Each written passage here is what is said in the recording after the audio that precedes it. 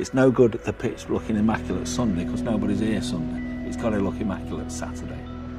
My name is Keith Kent. I'm the head groundsman here at Twickenham Stadium, home of England Rugby. I've been a groundsman all my life since leaving school at 16. I'd always wanted to be a professional footballer, and I had a trials with Leicester City, but I weren't good enough. And my mum saw an advert in the local paper for a trainee groundsman at Leicester City. And she said to me, if you can't play for them, why don't you go and work for them? I was lucky enough, I got the job at 16 and I spent 17 years there. Then I saw an advertisement for a job and I rode after it, wanted to better myself, wanted to go further in my career. And I got the head groundsman's job with Manchester United in 1987. And to be honest with you, I always thought I'd finished my career there. But then, out of the blue, I got an approach from Twickenham, and they said, would I like to become head groundsman here? And the hook that caught me was, he said, what we'd like you to also do is travel the country and help all the little clubs and just offer advice up and down the land. And that's what got me. In my first 3 games here, we beat New Zealand, we beat Australia, and then we beat South Africa. And at that time, I didn't realise what a great game rugby is, and the great characters and the great people that are in rugby. There's 3 of us. I've got Ian Ayling, who is my deputy, who's a lovely lad. He's been a groundsman all his life. His brother's a groundsman. His dad used to be groundsman at Chelsea Football Club, so he's dyed in the wool green as well.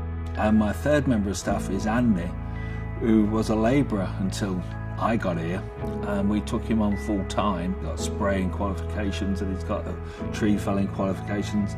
So the 3 of us run the show. When we're coming into an international week, the most important thing is to get the pattern ironed in. So we'll mow the grass in 2 directions every day. We did it yesterday and we walked 5 miles each. We're going to do it again today and we'll perhaps walk 6 miles each. I mean, I feel as fit as a fiddle, me. I mean, I can walk for England. I do have to have a mower in front of me. You need the grass to be at its strongest, at its best, to withstand a game of rugby. So the fertiliser is perhaps the most important job we do at the moment. With the feeding regime we have here at Twickenham, so every 10 days, we do a granular. During the autumn period, it's 8% nitrogen, 2% phosphate, 32% potassium and 2% iron. The high number with the 32, that helps the groups develop over the winter period. When it comes to the summer months, the warmer months, we'll increase the nitrogen. After we do the granular feed, then we do a liquid feed. That's the nature of this beast of a new pitch, a Deso pitch. It's a pure sand root zone. It's a great beast to have. You know, we get a weather forecast through John Ketley, and he's virtually spot on what he predicts throughout the week. I took John on as my weather forecast, and he sends me a weather update 3 times a week. The Argentina game last year, it chucked it down of rain on the Friday, and it carried on into the Saturday morning. And Stuart Lancaster had asked me if the game was going to be dry. And I wrote to John, he texted back and he said, Keith, it'll be dry by 1 o'clock.